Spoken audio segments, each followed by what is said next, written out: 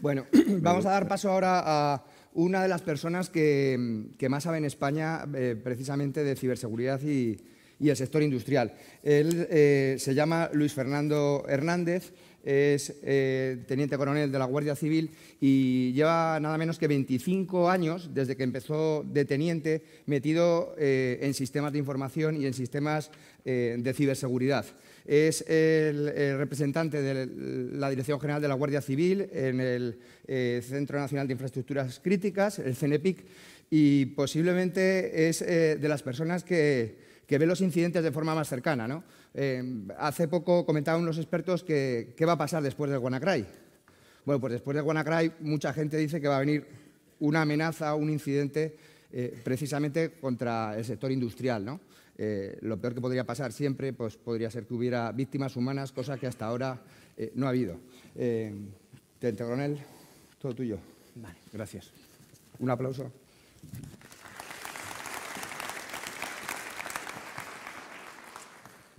Bueno, buenos días a todos. En primer lugar, es obligado agradecer a la organización del evento pues, que nos haya convocado a los cuerpos de seguridad del Estado, en este caso Guardia Civil, para hacer un poquito la introducción de lo que va a ser luego la mesa, porque la temática que nos han pedido que tratemos encaja como un guante, como preámbulo de lo que luego va a ser la mesa que se va a desarrollar a continuación, ¿no? Entonces, lo que nos han pedido es lo que pone el epígrafe, evidentemente, que hiciéramos un breve análisis del estado de situación de amenaza enfocado básicamente al sector industrial, que evidentemente es el más amenazado, ¿no? Cuando hablamos de ciberamenazas, supongo que esta misma transparencia, otra similar, pero con los mismos contenidos, pues ya es común, ya lo habréis visto más veces, ¿no? Tanto la Estrategia Nacional de Seguridad como de Ciberseguridad, que se hace eco de la estrategia europea y que bebe mucho de otras estrategias occidentales, como puede ser la de Estados Unidos o estrategias a nivel OTAN, etcétera, siempre se habla de 5 grandes bloques, ¿vale? Por un lado está el hacktivismo, tema muy controvertido. No vamos ahora a debatir los hackers por aquí, los hackers de un color, del sombrero, nos da igual. Nosotros personalmente en este sentido decimos que lo del color del sombrero es una tontería, que hay individuos que respetan la ley, son especialistas en seguridad, y hay individuos que transgreden la ley. Y esa es la línea divisoria, respeto o transgresión de la ley. Nos han hablado hace un momento del grupo hacktivista Shadow Broker, que fue el que hizo público el código que posible o previsiblemente permitió que se desarrollara el ciberataque de WannaCry, ¿no? Cibercrimen, creo que es evidente. Espionaje en su faceta ciberespionaje, que es el punto focal. Ciberterrorismo, del que también hablaremos un poquito, y bueno, y también se incluye el concepto de ciberguerra, pero van a ver que yo el concepto de ciberguerra lo dejo porque aquí hay personas infinitamente más capacitadas que yo para hablar de ese concepto y supongo que en la mesa saldrá a colación, ¿vale? Creo que lo que es importante es fijar cuáles son los agentes y qué objetivos persiguen las distintas opciones o de las distintas, digamos, modalidades de ciberataques que se están produciendo en este momento. Si empezamos hablando del ciberespionaje, ¿y por qué hablamos de ciberespionaje el primero? Porque es el que más preocupa, así de claro. La mayor preocupación que existe a nivel de los estados en este momento es todo lo relativo al ciberespionaje, con su derivada de sabotajes y con su derivada de robo de propiedad intelectual. No estamos hablando cuando hablamos de robo de propiedad intelectual, no estamos hablando de la descarga de contenidos en Internet. Eso es otro mundo. Estamos hablando del robo del know-how de las empresas, ¿vale? Del robo de lo que realmente sustenta al tejido empresarial. ¿Los objetivos? Bueno, pues los objetivos están claros. Las administraciones públicas siempre lo son, evidentemente, con finalidades estratégicas del espionaje. Pero básicamente son las empresas. Y ya no solo las empresas estratégicas. Lo que se ha estado viendo con la evolución de esta amenaza es que, digamos, se empezaba sobre las empresas a nivel estratégico, las empresas más potentes, ámbito de defensa, etcétera, Pero eso ha ido bajando y en este momento las más damnificadas por esta situación son las pymes. Pero no olvidemos que las pymes son el auténtico tejido empresarial que genera puestos de trabajo en un país. O sea, que la situación es muy grave. Los agentes, lo ponemos ahí, el tópico. Siempre hablamos de China, siempre hablamos de Rusia, siempre hablamos de Irán, los famosos ejes del mal y todo esto. No digo ni que sí ni que no, pero pensemos por un momento una empresa, la empresa X, de un sector productivo determinado, que tiene una línea estratégica. Una línea de expansión de negocio, pues por ejemplo, es un ejemplo, que nadie lo tome como una afirmación. Una empresa gasística española, bueno, pues tiene intereses en el norte de África, en la zona del Magreb, pues tiene un plan de expansión, de hacer unas catas, digamos, por ahí va su línea, su continuidad de negocio. ¿Realmente está la empresa gasística iraní o la empresa gasística china presente en esa área geográfica? No. Pues hay que pensar que tu potencial enemigo es tu directo rival o competidor. O sea, que tenemos que pensar en empresas geográficamente y más próximas, e incluso de países amigos. Como cierto dirigente europeo dijo con la última crisis del espionaje entre amigos, en lo militar somos socios, pero en lo económico somos competidores. Y eso es una frase que, bueno, pues está ahí. Si la buscáis en las hemerotecas vais a ver quién la dijo y os vais a sorprender.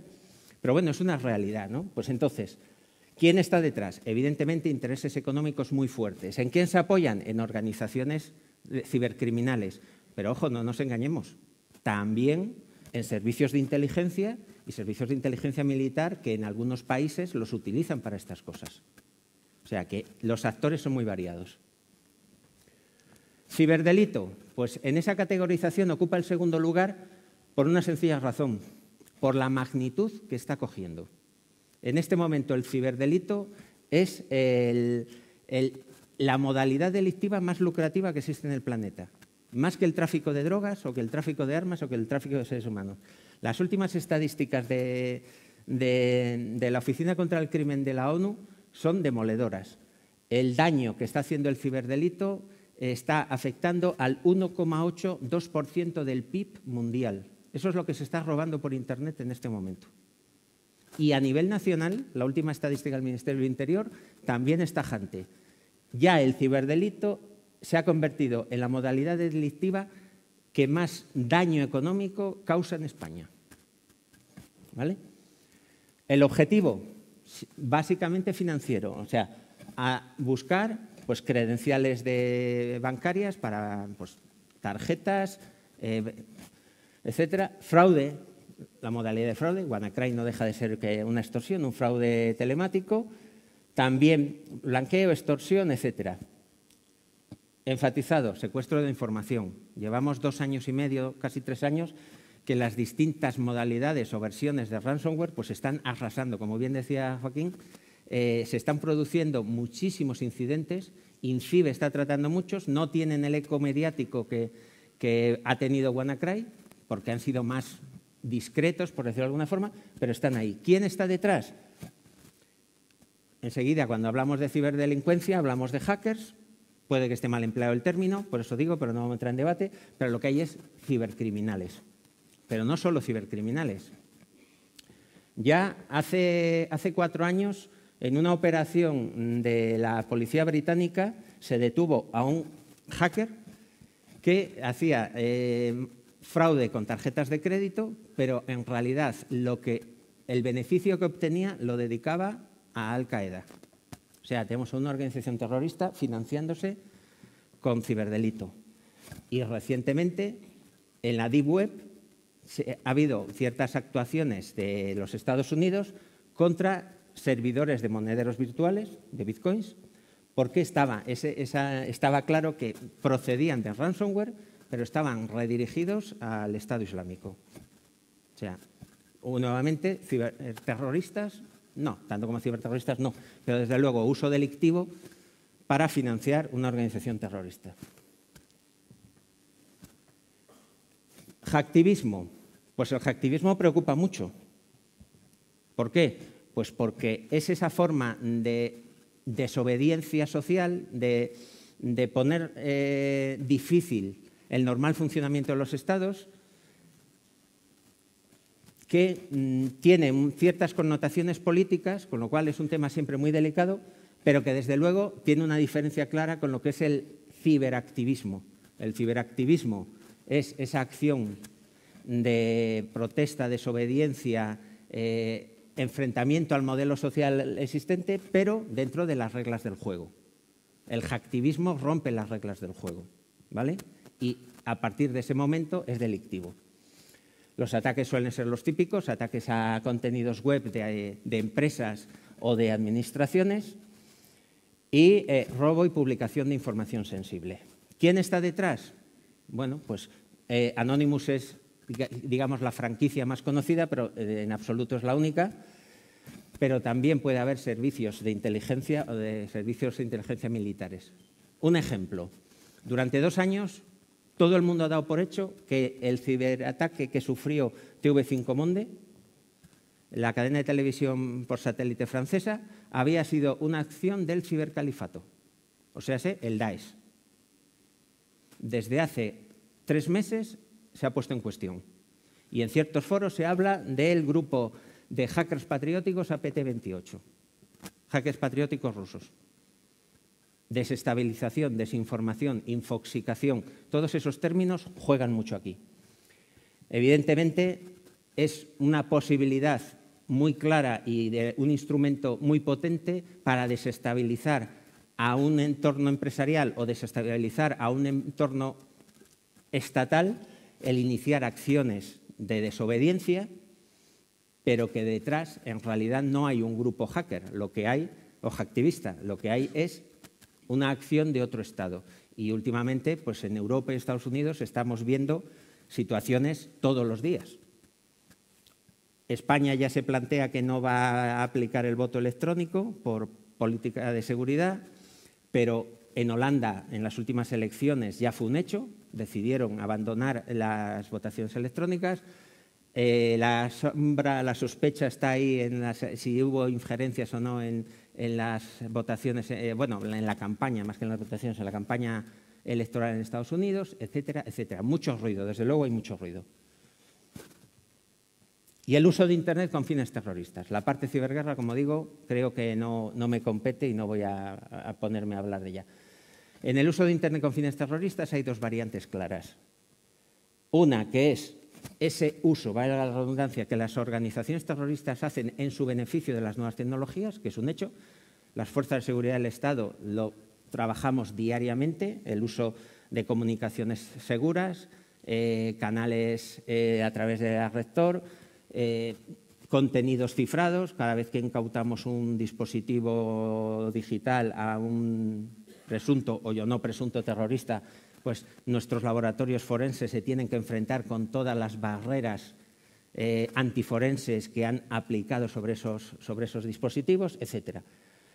Pero lo que realmente preocupa es lo que está remarcado en negrita, ciberterrorismo de forma estricta. ¿Eso a dónde va enfocado? A las infraestructuras críticas. ¿Por qué? Pues porque una organización criminal lo que busca es lucro. Entonces, no parece razonable que se dedique a hacer acciones que lo único que persigan es causar daños, pero no obtener un lucro. Por eso, el que busca un daño sin aparente lucro, hay una motivación detrás, ¿vale? Y esa es la que es realmente preocupante. Como Joaquín nos ha explicado, en España se están haciendo los deberes, honestamente creo que bastante bien. Tenemos ya unos mecanismos importantes de prevención y respuesta, que luego en la mesa van a salir, pero vamos a hablar de ellos. Entonces, detrás del ciberterrorismo, pues lógicamente a priori están organizaciones terroristas, pero ¿quién dice que solo estén ellas? Porque las mismas campañas de infoxicación y desinformación, una acción ciberterrorista es perfecta para que un Estado desestabilice a otro Estado, ¿vale? Y bueno, aquí os traigo simplemente la presentación. Ya se puede decir que yo ya lo que os iba a comentar está dicho. Voy a hacer un Un barrido muy rápido, vais a ver que hay muchas transparencias. El único objetivo que persigo es que las leáis, porque van referenciadas incluso las fechas, están en los medios de comunicación, simplemente para que, viéndolas contextualizadas, penséis un poquito en ellas, ¿vale? Pero bueno, este primer dato, evidentemente, viene de las estadísticas del Centro Criptológico Nacional, que año tras año nos están dando unas cifras alarmantes de los ciberataques que se están produciendo en España, tanto cualitativa como cuantitativamente. Hay cada vez más, pero también cada vez más graves. Pero ojo, el que vea esa estadística sin pensar un poco dirá, qué desastre de país, nos están atizando por todos los lados. No, la reflexión que os ponemos al final. Lo que sí tenemos ahora, afortunadamente, es que contamos ya con estructuras de prevención y respuesta muy potentes, y lo que tenemos es más visibilidad de lo que está pasando en el ciberespacio, y en concreto en la parte que nos afecta a España. Detectamos más, conocemos más y sabemos más. ¿Evidentemente hay más? Sí, pero no es ese crecimiento exponencial que nos puede alarmar a todos. Lo que tenemos es mucha visibilidad. Hay incluso manifestaciones que yo personalmente las acato, pero no las comparto del todo, que es que somos el tercer país más ciberatacado del mundo. Los datos estadísticos son los que son y son fiables. Lo que quizás en este momento España lo que tiene es una política de absoluta transparencia, que por otro lado me parece muy bien, frente a otros países de nuestro entorno que no facilitan datos. Entonces, con los datos objetivos que hay, efectivamente, somos el tercer país más atacado, pero me gustaría ver estadísticas reales de otros países europeos para poder cuantificar realmente, ¿no? Estos documentos los facilita el Centro Criptológico Nacional, son muy interesantes de leer, son públicos, os recomiendo que os los descarguéis y que los leáis porque realmente ilustran mucho, ¿no?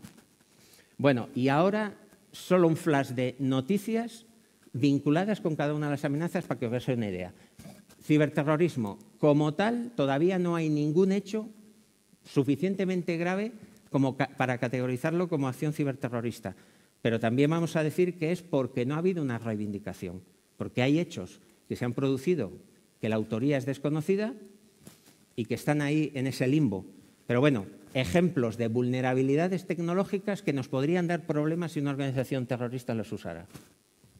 Bueno, esta es la parte del Centro Nacional de Protección de Infraestructuras Críticas, que a lo largo de las ponencias lo vais a ver, la estructura que hay, los centros de respuesta y las unidades de investigación tecnológica, los cuerpos de seguridad.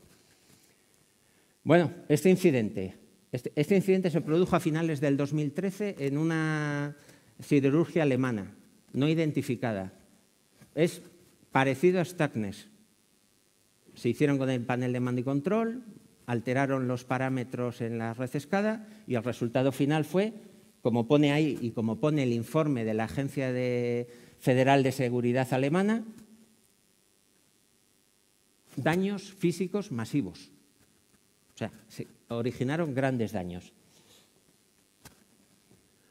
En mayo del 2015, este caballero, conocido en todos los foros porque es un especialista en seguridad informática y habitual ponente en Black Hat, en Estados Unidos, pues fue detenido por alterar los parámetros de vuelo de un avión de una compañía aérea, y realmente él reconoce que en más de 20 ocasiones ha vulnerado la seguridad de las aeronaves. Ha habido otros casos de vulnerar la aviónica. Bueno, pues ahí lo tenemos. Es una posibilidad. Si en vez de ser este individuo hubiera sido otro con otra motivación, pues igual estábamos hablando de una desgracia. A los 2 días, un ciberincidente dejó a la línea de bandera polaca en tierra enterita. Fue un ciberataque reconocido. La red eléctrica es el gran coco. ¿Por qué? Pues porque dependemos de la energía para todo, de la energía eléctrica. Imaginaros nuestra sociedad hiperconectada, hipertecnificada, sin suministro eléctrico. Absoluto caos. Eso es el peligro del ciberterrorismo. Bueno, pues durante el año pasado, los sistemas de suministro eléctrico, en concreto de Ucrania, en varias ocasiones han sido objeto de ciberataques. Y hay que decirlo, ciberataques exitosos. Alguno pensará, bueno, pero es un país emergente que quizás su seguridad o su ciberseguridad nacional no eran digamos, la más puntera. Pero es que en enero de ese mismo año también jugaron con la red eléctrica en Israel. Y como pone en la última línea, autoría desconocida. Pero alguien estuvo jugando con la red eléctrica y exitosamente.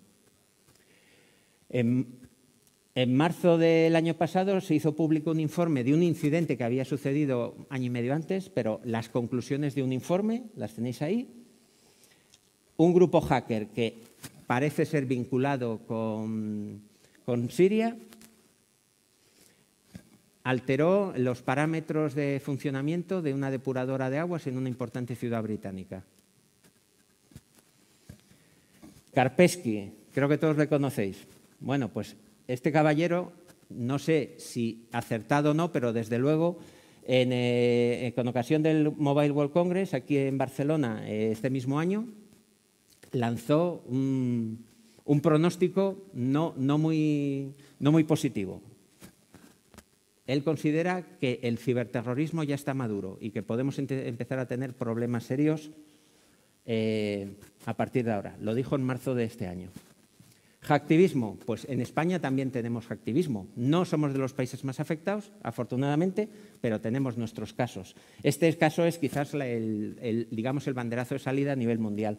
Pero, por ejemplo, el año pasado pasó bastante desapercibida esta campaña contra el Corte Inglés. Hubo exfiltración de datos, hubo publicación de datos, hubo cosillas. Anonymous tiene activa todavía una campaña a nivel mundial contra entornos financieros. Cibercrimen, os lo dejo para que lo veáis, pero si veis las estadísticas no tenéis más que ver el nivel de crecimiento. Estas son las estadísticas oficiales del Ministerio del Interior. Y voy a ir cortando ya. Casos de cibercrimen tenéis varios. Informe IOCTA también es público, es el informe que hace Europol sobre el estado del ciberdelito a nivel europeo. Simplemente remarcaros los 8 puntos que aparecen en negrita. Digamos, las 8 tendencias que más preocupan a Europol. Y si os dais cuenta, el primero es Cybercrime as a Service y el segundo es ransomware. Y creo que hemos tenido. El caso de WannaCry ya se ha explicado, yo creo que no tenemos que entrar más ahí. Ciberespionaje. Estas campañas suelen pasar muy desapercibidas porque los efectos se ven años después. Por ejemplo, la operación Sadi-Rat afectó básicamente a empresas del sector aeronáutico estadounidense. Años después hemos visto lo que ha pasado con el avión de combate chino, el J-31, y como consecuencia del cambio del equilibrio de fuerzas, lo que está pasando en el mar de China Meridional, todo por intereses de recursos energéticos. Si dais una vuelta y buscáis mar de arena, os podéis quedar sorprendidos de la que se está liando allí, y todo empezó ahí. En Oriente Medio, la Octubre Rojo es muy famosa, ahí tenéis el abanico de países afectados. Y bueno, y estas son las estadísticas del Gobierno relativas, estas son del Centro Criptológico Nacional, en el que se afirma que el 90% de los ciberataques más graves en España proceden de otros gobiernos. Eso entronca directamente con la mesa que vamos a hablar. Ciberguerra, nos hablarán, pero bueno, Stuxnet, ¿qué fue? Pues todos sabemos, no fue simplemente pinchar un pendrive, hubo mucho detrás y hubo una campaña muy bien organizada. En lo último, bueno, pues el grupo Equation, que parece ser que es esos contratistas de la SNA que han sido hackeados. Bueno, pues hay mucha literatura sobre ellos, podéis buscar mucho, pero bueno, por ejemplo, ahí tenéis todo lo que he referenciado. Y ya termino simplemente, como tengo que hacer un poco de patria, nos tenéis perfectamente identificados, al menos en la estructura de Guardia Civil, la respuesta tecnológica la damos desde el grupo de delitos telemáticos para lo que es ciberdelito y para el resto de ciberamenazas, y especialmente ciberterrorismo, la unidad de ciberseguridad y el grupo de ciberterrorismo. Fundamental, lo ha dicho Joaquín, colaboración nacional e internacional. Aquí están todos los actores principales, aquí están todos. Evidentemente, nosotros como Cuerpo de Seguridad nos apoyamos en ellos, nos apoyamos en el CER gubernamental, en el CER de Seguridad e Industria, en el CER de las Fuerzas Armadas, en las organizaciones, digamos, ministeriales y de tanto Secretaría de Estado, el Departamento de Seguridad Nacional, el CITCO y fundamental nivel internacional. Esto hay que combatirlo entre todos, ¿de acuerdo? Y ya con esto, pues mi aportación espero que haya sido útil. Gracias.